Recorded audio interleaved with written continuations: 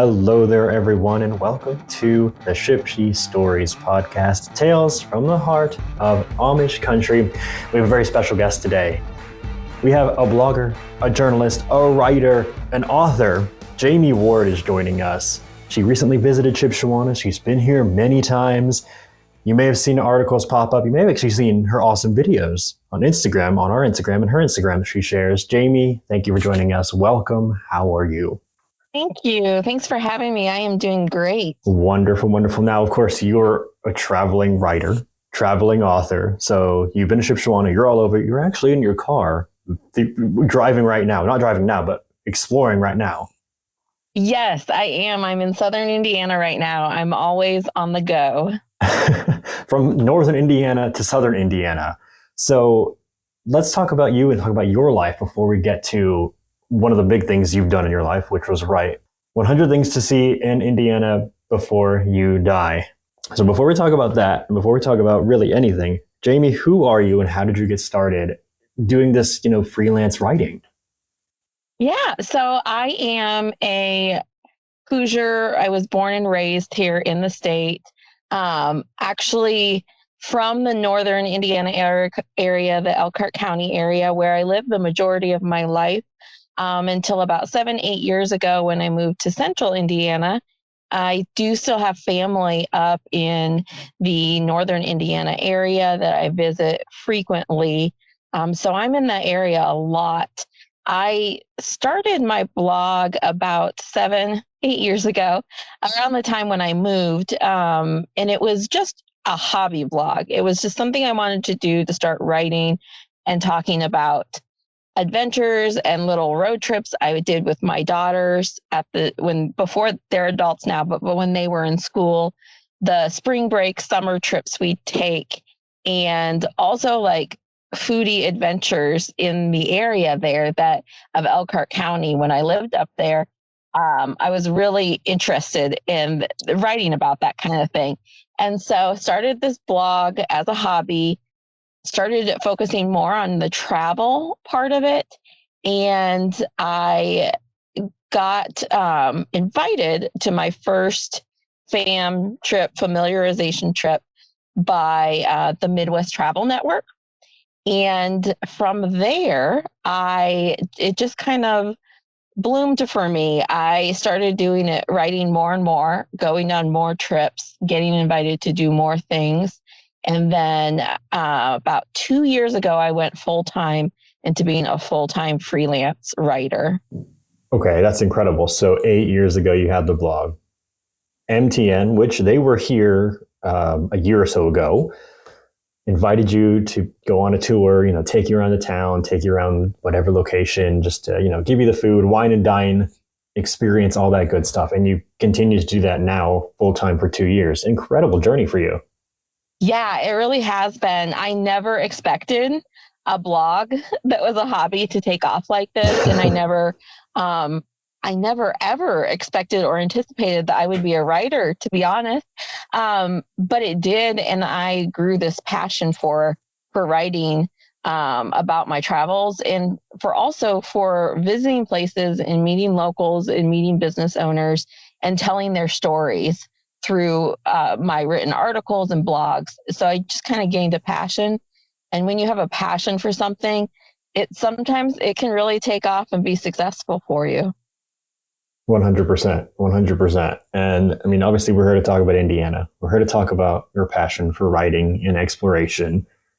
So you were here, as I mentioned at the top of the show, for a fan tour, a familiarization tour. For those who may not know, it's just organizations invite these journalists and bloggers out to the area to get them to, feature them in articles and publications. And we build this rapport with each other to cover the destination. So we've had you out multiple times. You're a pleasure and delight to work with. You were out here, I don't know, maybe a month ago, just to experience the town. And so you wrote about it in your blog, Cornfields and High Heels. Excellent name for the blog, by the way. Thank you. So what was that experience like? What would you say to someone who's never been here before to get them to come out here? Yeah, well, Shipshewana is a small town with a lot happening. It is one of the top destinations that I get asked about from my audience of followers when it comes to questions about things to do in Indiana. Shipshewana is always brought up. Additionally, it's always brought up. I run the Facebook group Indiana Road Trips.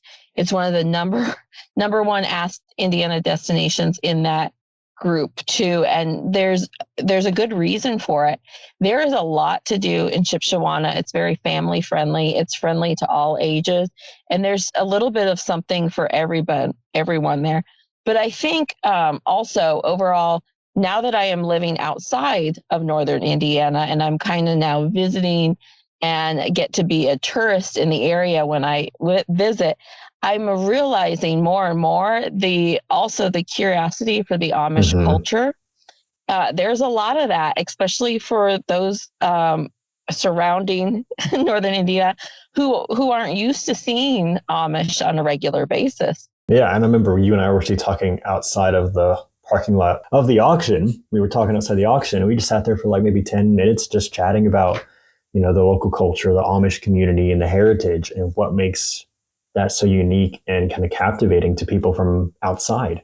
Yes. Yeah, definitely. Definitely.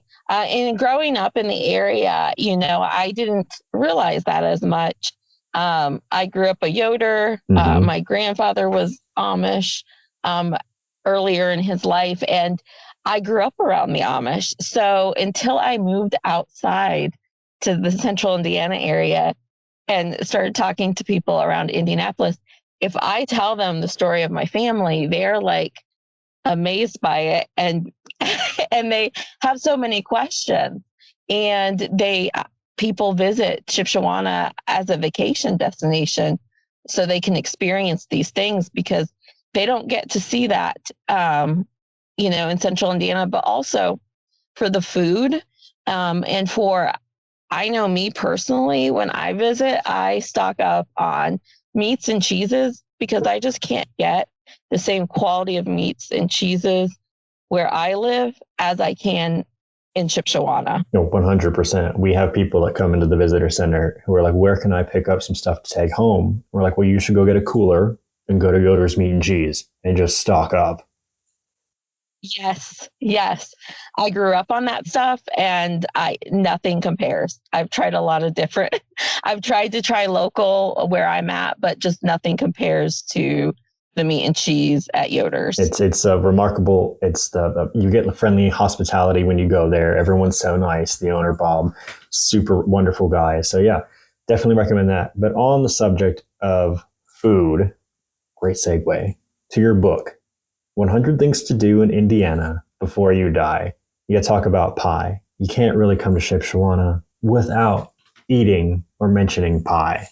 So walk us through that. Yes, absolutely. So the Blue Gate restaurant and bakery, they are mentioned in my book on the Indiana Pie Trail. Now, there is an Indiana Pie Trail for the state through the Visit Indiana, with a lot of restaurants on it. This is my own personalized pie trail list in the book of top places. And the Blue Gate is on that list. Yeah, Blue Gate's phenomenal, wonderful. Do you have a pie of choice that you would pick up? Or is it just like pick and grab? Okay, what is yours? Absolutely. The raspberry cream pie, I don't know if that's a technical name for it, that's what I call it, is one of my favorites. And then also, I know that this is not a very original answer as a Hoosier, but the sugar cream pie as well is one of my favorite. Those are my two top favorite. Hey, it's a favorite for a reason. Everyone has, that. I kind of ask everyone the same, and they're like, yeah, it's the cream pie. The sugar. It's just that go-to that reminds you of home, good home cooking, good old-fashioned authenticity. It's delicious. Absolutely. And another thing about the Blue Gate that I discovered here on this last trip was I went to the bakery. I have to eat more limited now because I'm gluten free, and the bakery has gluten-free cookies and stuff available that you can buy and take home. And the menu at the restaurant has a lot of different options, and they have it even listed out, the gluten-free options at Blue Gate. So shout out to them for those allergy-friendly options. Absolutely. Absolutely. As you know, people come, they all have, maybe different dietary restrictions. So no matter what, if you don't see it on the menu, go ahead and ask. I know they're working on a bunch of new menu items and a bunch of new ways to, bake goods and all that stuff. I'm over there all the time asking if they have this or that. So don't be afraid to ask. Don't be afraid to come into the visitor center, chat with us just to make sure you get what you need. Because when you're here, we want you to, feel happy, full, and have a fun time. Yes, absolutely. I would say that's the second question I get asked a lot of is the food in Shipshewana and, different dietary options. Obviously, Amish food is known as comfort, home cooked food. And I have, this last trip, I have found so many different options for those comfort foods that are available. Soft pretzels that are available, cookies, baked goods, menu items, all sorts of things that accommodate to different allergies and diets. Yes, no, we love to see it. We love, we want to make sure everyone can, get what they need, find what they need when they're here. And you mentioned soft pretzels. We've got to talk about it. Another part of your book, Davis Mercantile, is featured in there. So you've been to Davis, multiple times, but what drew you to put Davis specifically in the book? Honestly, the number one thing would be the carousel on the top floor. I was just so intrigued by the carousels because there are a couple other carousels throughout Indiana, and they are the, I want to pronounce this correctly, the Denzel carousel. Yes. Denzel, yes. Carousel. Did I say that right? I think you're good. I've heard it multiple ways, but it's Denzel, yes. Dentzel for audio listeners. Yes, absolutely. And the one at Davis Mercantile is one of those. It's a 1906 Denzel carousel on the top floor.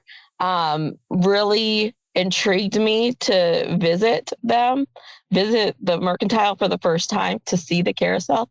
And then surprise, surprise, when I visited, it's a lot more than just that. All the different levels of shops. There's little cafes, a coffee shop, the cool trunk in the middle of the building, just so many things. And on the lower level, the pictures of the building being built, the trunk being put into the building, is just really cool. A really cool story. And then lots of shopping that can be done there, which, let's be honest, a lot of people come to Shipshewana to do the shopping. Davis has 4 stories to shop. You mentioned the tree trunk that's inside, 18,000 pounds flown from Canada, put in the Davis Mercantile. It's a centerpiece on the staircase. You can't miss it. And of course, the food. Get yourself a JoJo's pretzel. Get yourself a kitchen cupboard coffee. Go upstairs to Millie's Cafe and get some candy brought across from the vintage carousel. Oh, yeah. And there's a cool music store and a toy store as well. Just a lot of different things in there. I think there's over 20 shops. 21, yes. Yeah, so they definitely made it as a top 100 place to visit in Indiana before you die. I titled their page "Dilly Dally Around the Davis Mercantile," and so, and one of my tips would be to keep in mind when you visit Shipshewana, especially during the May through September season, that the Shipshewana flea market is also open. So that's another shopping option as well. Yes, flea market's open May through October, May through September. Just go to the visitshipshewana.org. We'll have all the details there. It's a delightful experience. You'll meet so many people you've never met before, so many vendors with unique trinkets, odds and ends. If you're in the market for something, it's going to be there, I guarantee it.